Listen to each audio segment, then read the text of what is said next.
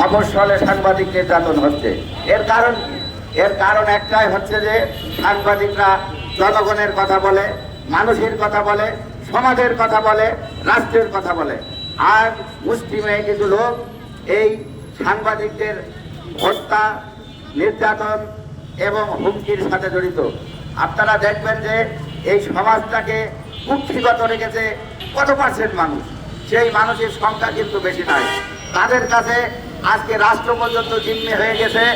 আমরা এই অন্তর্বর্তীকালীন সরকারের তথ্য উপদেষ্টার কাছে জানাতে চাই, আপনি জুলাই আগস্ট বিপ্লবের অন্যতম সমন্বয়ক, আপনি যদি সাংবাদিকদের সুরক্ষা দিতে না পারেন, আপনি পদত্যাগ করুন, আপনি জনতার কাতারে মিশে যান। আপনি নিজেও জানেন যে আপনি যদি এখন জনতার কাতারে মিশে যান, আপনি নিজেই নিজের নিরাপত্তাহীনতায় ভুগতে পারেন। আমরা সাংবাদিকতা মাঠে ঘাটে কাজ করি, সাংবাদিকরা দুর্নীতির বিরুদ্ধে কথা বলে, অসংগতির বিরুদ্ধে কথা বলে। আজকে সেই দুর্নীতি অসংগতির বিরুদ্ধে কথা বলতে গিয়েই এই নড়াইলের সাংবাদিককে কুপিয়ে জখম করা হয়েছে, এখনো পর্যন্ত তার জ্ঞান ফেরেনি। কি নির্মম নিষ্ঠুরভাবে তাকে কুপানো হয়েছে। আমরা আপনাদেরকে হুঁশিয়ারি করে দিতে চাই, সরকারকে, রাষ্ট্রের বিভিন্ন উইংসকে হুঁশিয়ার করে দিতে চাই, আপনারা সাংবাদিকদের সুরক্ষা দিন।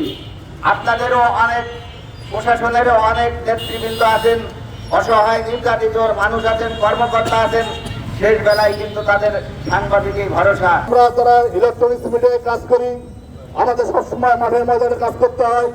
আমাদের দিন রাত্রেই আমাদের কোনো রেস্টের প্রয়োজন নেই, যখনই নিউজ তখনই আমাদের কাজ করতে হয়। একটা চ্যালেঞ্জিং পেশা এই ইলেকট্রনিক্স মিডিয়া। আপনারা জানেন এই শ্রোতায় ইতিমধ্যেই এই সময় টেলিভিশনের সাংবাদিক লোটাস রহমান সাহেবের উপরেও কিন্তু হামলা করেছিল। আমরা তখন এই সাংবাদিক সমাজ একত্রবদ্ধ হয়ে তাকে প্রতিহত করেছিলাম। এর আগে আমাদের সাংবাদিক সাদ্দাম হোসেনের উপর আতঙ্কিত হামলা করেছিল, আমরা তাৎক্ষণিক কিন্তু আন্দোলন করেছিলাম। ইলেকট্রিক সাংবাদিক ছিল এই জেলায় কোন সাংবাদিকের উপর কোন হামলা হলে আমরা বসে থাকবো না, আমরা মাঠের ময়দানে কাজ করব। কারণ যারা বাংলাদেশে সশস্ত্র দুর্নীতিবাদ, যারা টেন্ডারবাজি করে, যারা সন্ত্রাসী করে, যারা দালালি করে, তারাই কিন্তু আমাদের থেকে ভয় পায়, সাংবাদিক থেকে ভয় পায়। আমাদের ঐক্য আরো জোরদার করতে হবে। দেখে প্রতিদিন মাসে অন্তত 4-5টা সাংবাদিকের নির্যাতন, কুপাই, হত্যা করা, এই ধরনের ঘটনা আছে। কিন্তু দেখা যায় যে আসামি ধরে কোর্টে দিলে তারা বের হয়ে আসে। এতে এই দুষ্কৃতকারী সাংবাদিক নির্যাতনকারীদের সাহস হারে বাইরে যাচ্ছে।